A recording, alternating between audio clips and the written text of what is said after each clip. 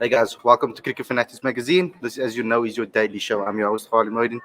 I'm here with Graeme Smith, Director of Cricket South Africa. So, Graeme, welcome to the show. It's KFC mini cricket seminar today, and I was so amazed by everything that I heard. I was so inspired as well. I just want you to give us a quick summary about the seminar, what you've learned so far, and what you've added to it. Because, I mean, for people to hear from you and your history as well, it's also very important for the kids.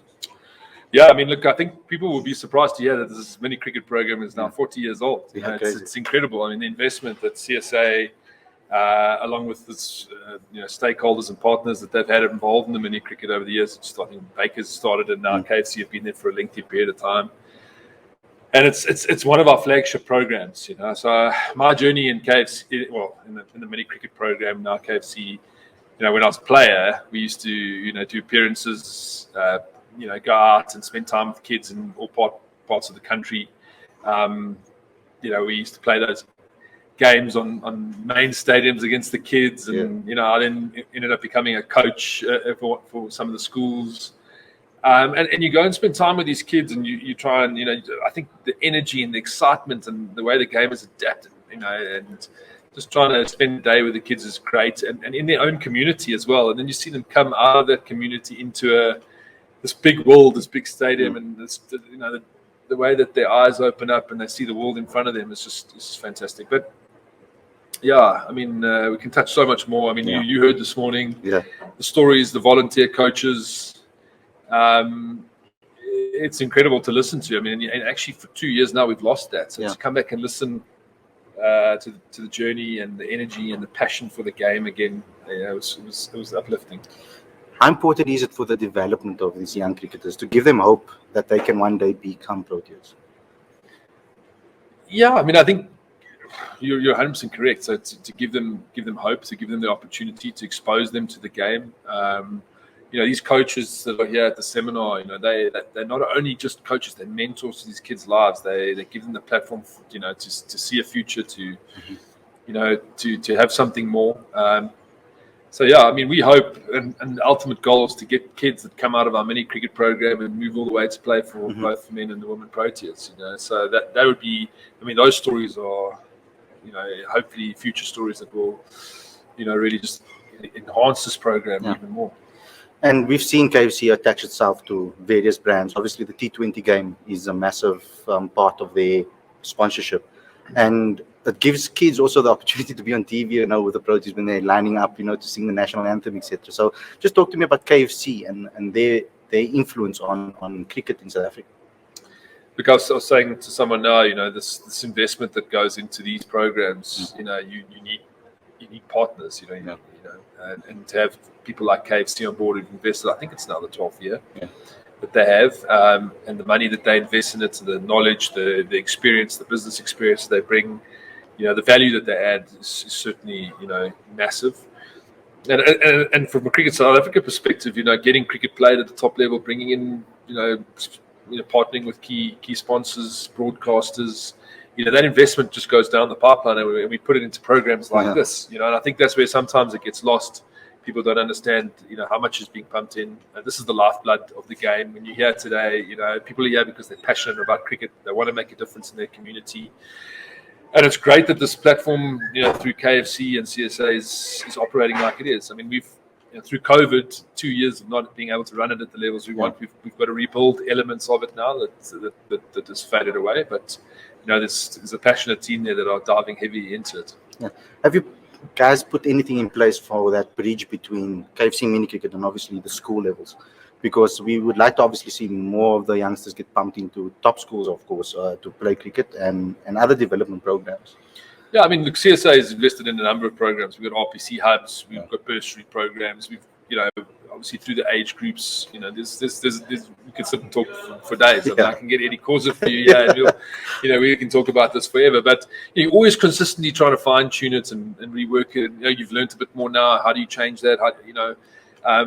We heard in there that one of the challenges the coaches are facing is from softball to hardball. How do you overcome that? as a small example. So, yeah, we've got to relook at some stuff always. Restructured the high performance system now and the pipeline and the way the selection works and stuff like that. So we've got to build on those things now and grow them. And yeah, as you say, we've got a lot of great schools as well that we need to take advantage of.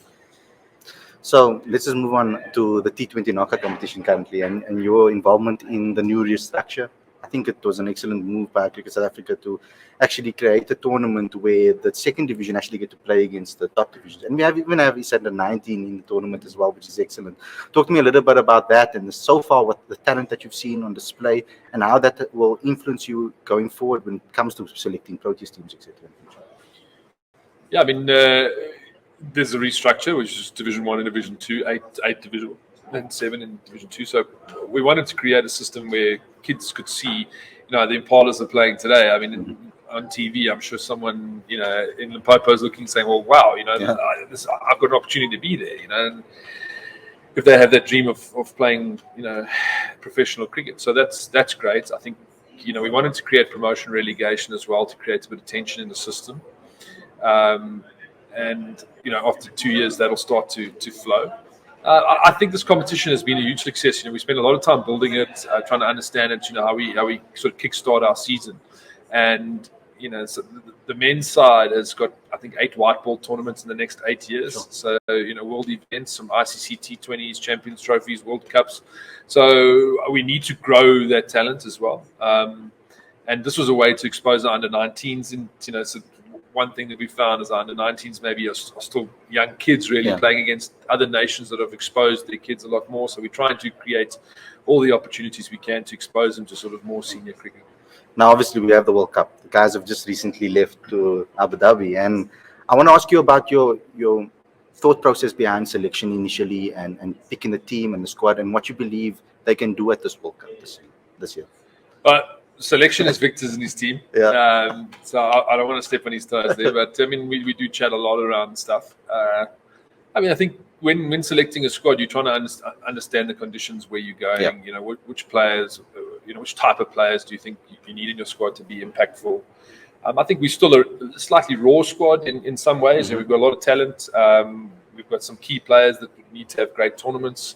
I think we've seen a progression in our batting certainly in the last 6 months, which is positive. I think we've developed some nice spin options. We've got some nice bowlers coming through as well. I mean, we know Rabada, Nokia, and Gidi, all rounders as well that have played their part. So I think there's a squad that's building nicely, and they'll have a quiet determination and steeliness in them in this World Cup. We play a lot of day games, which can be very hot. So fitness is going to be key. I'm excited to see how the guys go. I'm glad we got the opening game of the World Cup against Australia. That's exciting. So we're looking forward to the guys. They left early. They 6 days locked in their room in the UAE, which is not great. We'll try keep them entertained for the next 6 days, and then they can really kickstart their prep.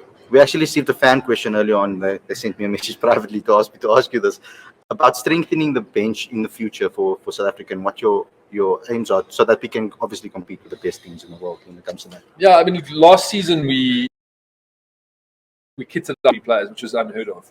We gave 33 players an opportunity to play for South Africa in the last season. Sure. And largely it was because of the challenges of logistics, COVID positives, carrying larger squads. So we gave a lot of players sort of a touch point into what is required as an international cricketer. And we probably have seen that we've seen that from West Indies, we've had access to our top team more. The results have been more consistent. The curve is upwards.